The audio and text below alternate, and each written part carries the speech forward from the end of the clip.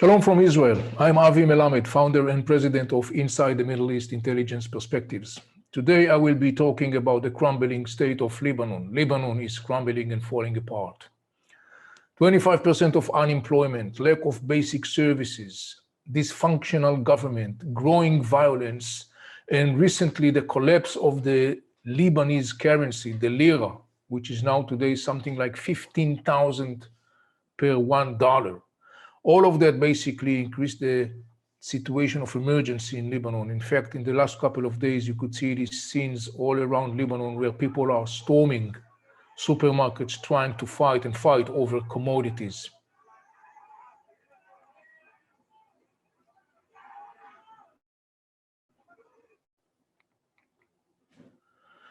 Trying to understand what brought Lebanon to this gloomy reality, we have to look back at the history of Lebanon to understand it. Lebanon gained its independence in 1943. It is a country that is basically assembled of many different ethnical and religious groups.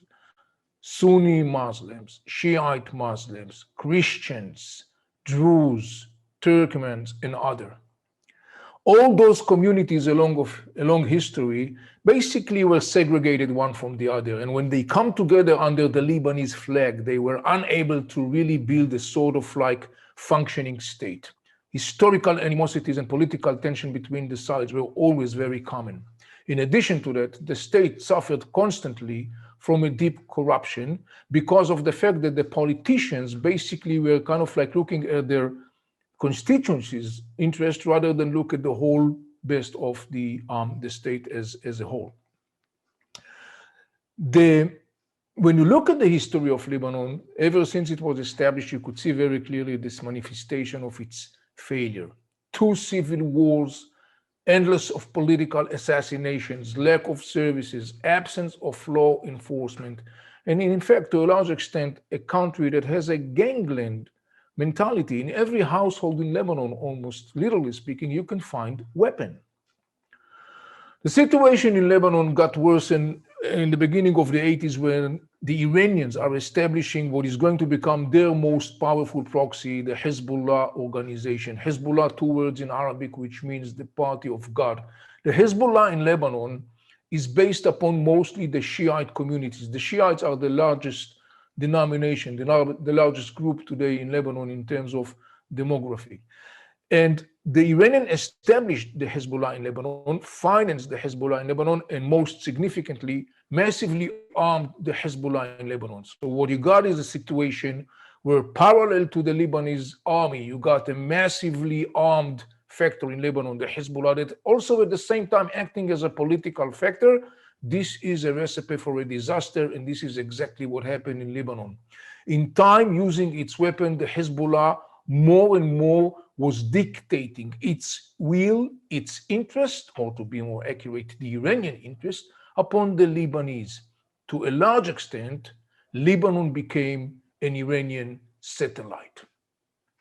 Hezbollah is part of the structure that was deployed by the Iranian regime, rather known as the Shiite Crescent, a term that was made by the Jordanian King Abdullah II when he was referring to this hegemonic vision that Iran is pursuing in the Middle East. As part of its hegemonic vision, the Iranian has deployed a network of armed proxies around the region.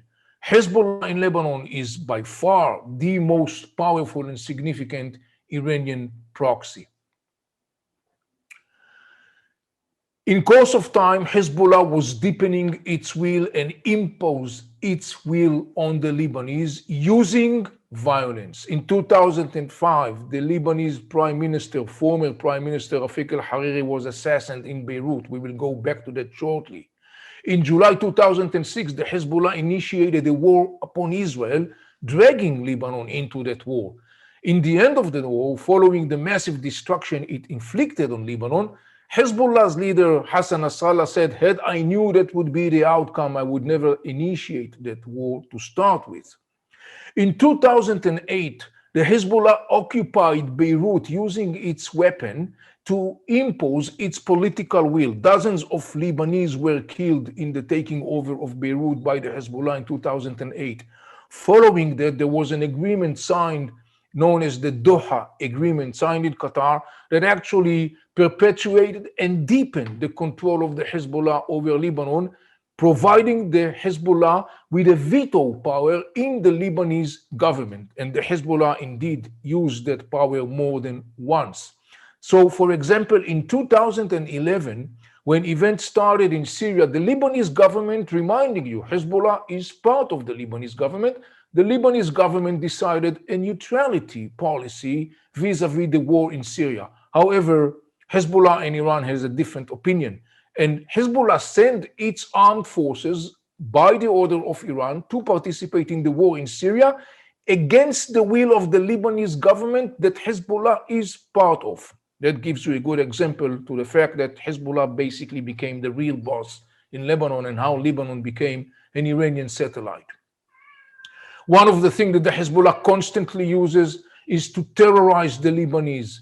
Endless series of assassinations, politicians, officials, journalists, opponents of the Hezbollah in Lebanon were assassinated by the organization.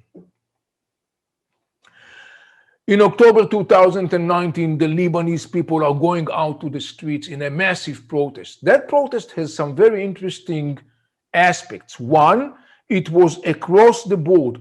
All the different political and ethnical groups in Lebanon actually participated in that process. Shiites, Sunnis, Druze, Christians went out to the street protesting against the lack of services, protesting against the corruption, protesting against the fact that the Lebanese government actually failed to provide them with all their needs.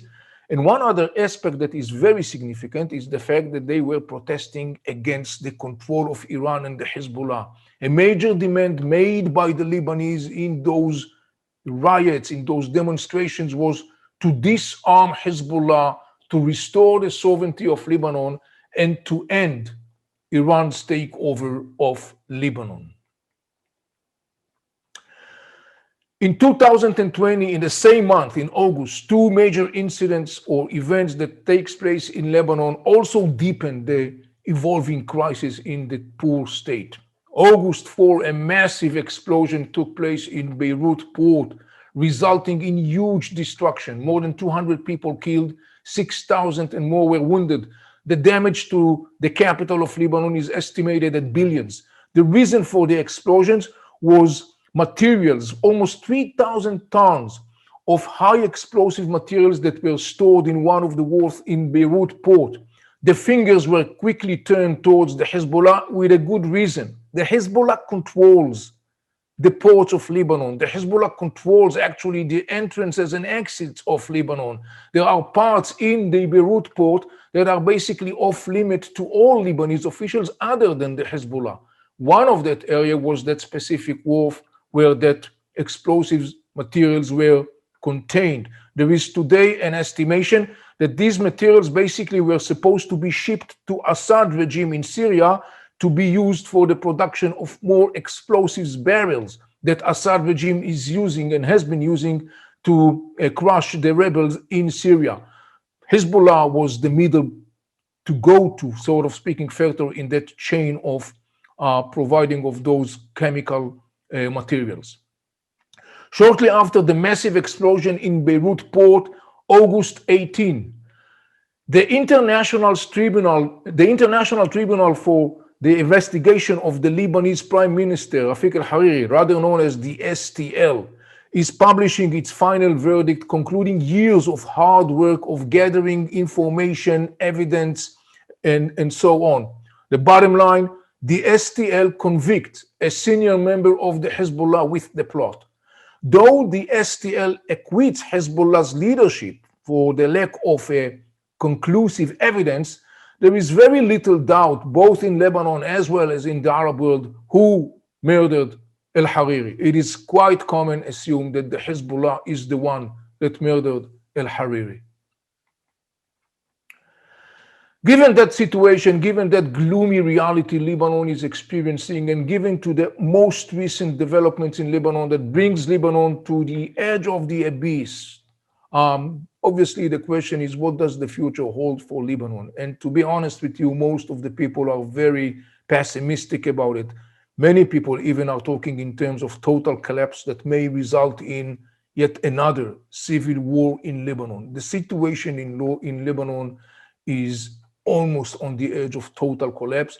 One of the amazing things to see about Lebanon is to see that even now, in this time of this deep crisis where the Lebanese ship is about to sink in the abyss, the Lebanese politicians are simply unable to get over their narrow political considerations, and the Lebanese ship is sinking.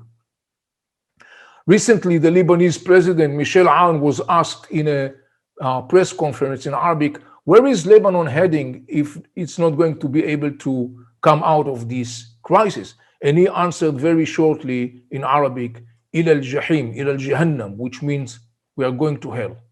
Lebanon seems to be very much getting there. In my upcoming book, Inside the Middle East, Entering a New Era, that is going to be published soon, I wrote, Lebanon used to be known as Paris of the Middle East. Today, no matter how you look at it, the country is destroyed. Lebanon is first and foremost a victim of itself. The Lebanese have been burying their hands in the sand out of fear, hypocrisy, or political interests. And finally, I cannot emphasize this enough. Hezbollah will continue to hold Lebanon hostage as long as it is allowed to keep its weapon. Lebanon is about to sink in the abyss. I'm Avi Melamed. Thank you for watching. I hope that we'll have the opportunity to get together again soon. Until then, stay well and shalom from Israel. My name is Avi Melamed. I have dedicated my life to help people understanding this region. If you want to connect the dots and to understand the news, book your online briefing now.